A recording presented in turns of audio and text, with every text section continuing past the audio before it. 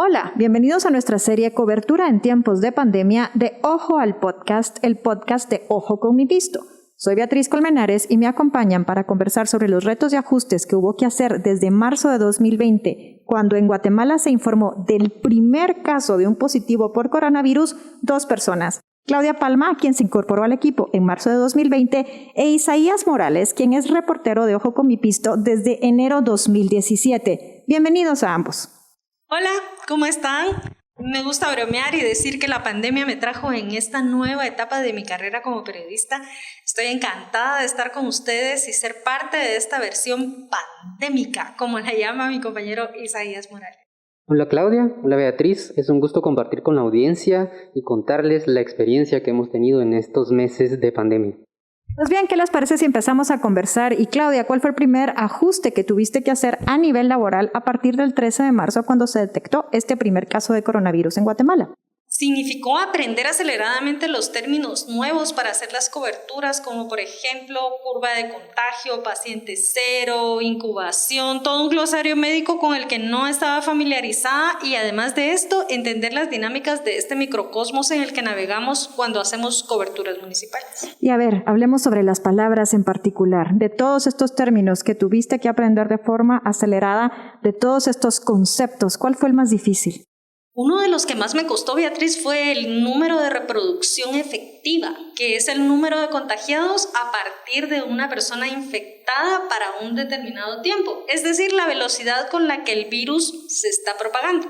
Ahora bien, la misma pregunta para Isaías Morales. ¿Cuál fue el principal ajuste que tuviste que hacer a nivel laboral a partir del 13 de marzo, cuando se detectó este primer caso de coronavirus? Trasladar mi trabajo a un campo más remoto, si bien antes combinaba como entre venir a la oficina e ir a las fuentes, ahora es todo remoto, todo vía digital y aprovechar todas las herramientas digitales que se tienen hoy en día para realizar un mejor trabajo en esa línea. ¿Y tuviste algún obstáculo, problemas con conexión de internet, por ejemplo, bajas de energía que de alguna manera dificultaron tu trabajo? ¿O en términos generales la situación ha ido de forma fluida, sin problemas, sin obstáculos mayores? Pues siempre se dan como esas cuestiones de que si llueve, la conexión de la red siempre se ve como afectada en esos términos, pero por lo general ha ido como mejorando, ¿verdad? Sobre todo porque uno ya va como acondicionando el lugar donde está y también adaptarse a esta normalidad en la que uno tiene que ir aprendiendo que esta va a ser como una modalidad en la que vamos a estar pues mucho tiempo, ¿verdad? Así es, no parece ser que vayamos a trabajar en forma normal en varios meses. Seguimos aquí en rojo en el municipio de Guatemala. Yo les comento que tengo un programa de radio y para mí decir la palabra epidemiólogo siempre fue muy difícil. Ahora la tengo que decir casi todos los días y cada vez me sale más fluida, aunque confieso que hay momentos en donde todavía me trabo. Pero bueno, Claudia, hablemos un poco de los retos personales. ¿Cuál fue el más fuerte que enfrentaste? Los ajustes han sido muchos para trabajar desde casa, como platicaba Isaías. Pero si usted sobrevivió a levantarse de madrugada, a considerar la necesidad seria a los 7 años de comprar un remolcador para levantar a su hijo de la cama para ir al colegio, y la palabra adolescencia le provoca cierto grado de ansiedad, sabe de lo que le estoy hablando. Sin embargo, la pandemia para mí ha sido un viaje hermoso para observar en primera fila cómo empiezan a pensar de un modo más abstracto y racional y se forman su propio código ético, su propia escala de valores. Aquí estamos hablando de tu hijo adolescente, sí, de 15 años. Sí, 15. ¿Y qué ha significado tenerlo en casa todo el día? Ha significado hacer muchos ajustes, no solamente en cuanto al uso del equipo, a la disponibilidad de computadoras que teníamos, sino también mejorar muchísimo nuestra convivencia como madre e hijo. Ha sido una experiencia hermosa. Hablemos un poco de los retos técnicos. Tú decías que no tenías computadora, por ejemplo.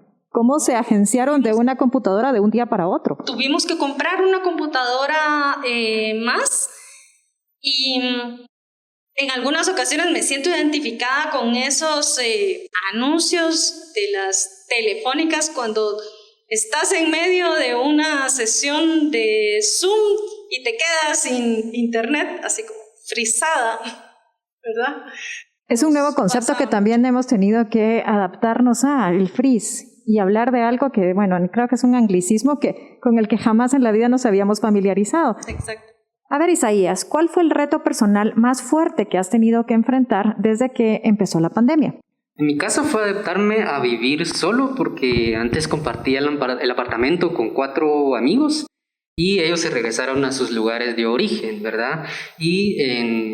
Pues he combinado mi día a día entre cocinar, entre hablarle a mis papás, que también ellos están lejos en Sololá, y también una nueva faceta que he descubierto, que es cuidar plantas, ¿verdad? Y pues he tratado como de darle pues el seguimiento y el mantenimiento para que crezcan bien. ¿Y cuántos días a la semana estás regando tus plantas? Cada 3 días, bueno. 3 días para que estén ahí bien. Eso me deja tranquila porque yo les comparto, también me he convertido en una experta en hojas de teléfono.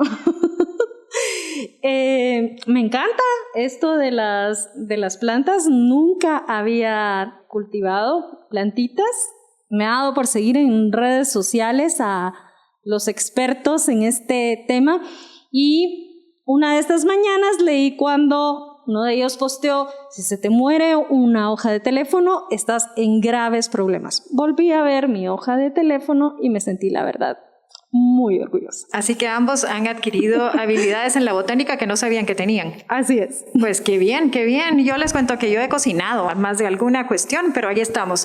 Que hablemos un poco sobre lo que ha significado trabajar por vía remota y no poder acudir a las fuentes, porque esto siempre es una dificultad para un reportero, no ver a su fuente de forma directa. A ver, Claudia, ¿qué nos dices al respecto?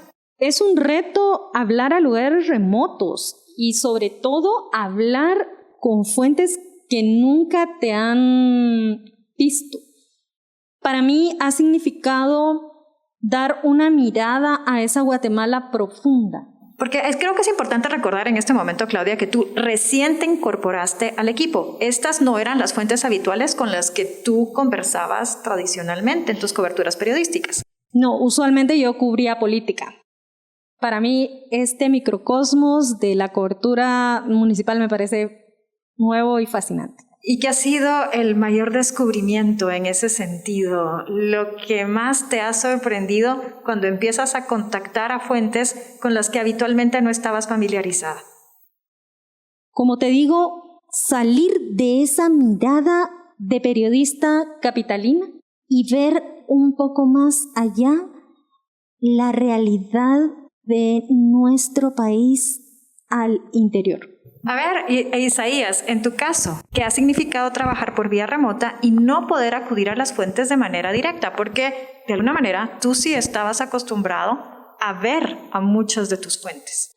Sí, sobre todo porque, como decía Claudia, el mundo municipal sí es un poco como desconfiado, si no te conocen, si no te ubican quién eres y sobre todo si estás acá en la capital, ¿verdad? Aún así, también ha significado como este reto, aunque ya me ubiquen, aunque ya conozcan como del medio, pero para mí también ha sido ese reto y le sumaría la parte de tener que acudir a ellos y percatarme que en su caso se excusan mucho en la emergencia para alargar procesos de una solicitud de información o de responderte una llamada por cuestiones así, pues requiere más tiempo de estar como más pendiente de eso, algo que no ocurría antes. Creo que vale la pena que hablemos un poco sobre estas excusas que utilizan. Mire, estoy en medio de una emergencia, tengo un positivo, por lo tanto no le puedo responder cómo estoy gastando los fondos, por ejemplo, de la municipalidad. Esto te ha tocado vivir y me imagino que más de una vez. En las municipalidades y también en la administración central me he encontrado con mucho de eso, desde una municipalidad que me decía que tuvieron que cerrar el edificio porque realizaron una jornada de desinfección o también que, por ejemplo, me dijeran dio positivo la persona que atendía las solicitudes de información, entonces tuvo que estar en cuarentena, no llega a la oficina, ¿verdad? A ver, ¿les ha costado más verificar los datos y la información que les proporcionan o han sido los portales electrónicos aliado para poder corroborar datos?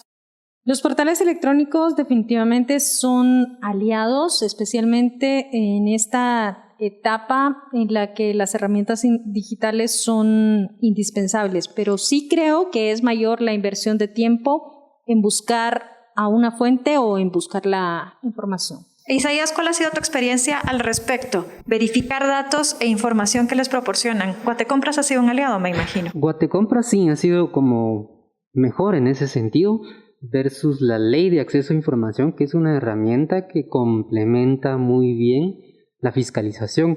Pero ¿qué sucede? Lo que mencionaba antes. Se excusan en la emergencia para no responder las solicitudes de acceso a información y también nos percatamos de que información pública que tiene que estar de oficio, como le dicen la PDH en este caso, no está. Entonces hay que presentar otra solicitud para que entreguen algo que debería estar publicado siempre, ¿verdad? Me ha pasado con varias municipalidades y me sorprende que también con las municipalidades que se supone son más grandes, con mayor presupuesto y personal, pero pues eso supone un reto también, porque en tiempos de pandemia y que no necesariamente uno pueda estar ahí físicamente, también eso es un reto a la larga, tener que invertir más tiempo. Pues gracias a ustedes por habernos escuchado en este primer podcast, episodio 1 de nuestra cobertura en tiempos de pandemia. Ya podrán escuchar el segundo en breve.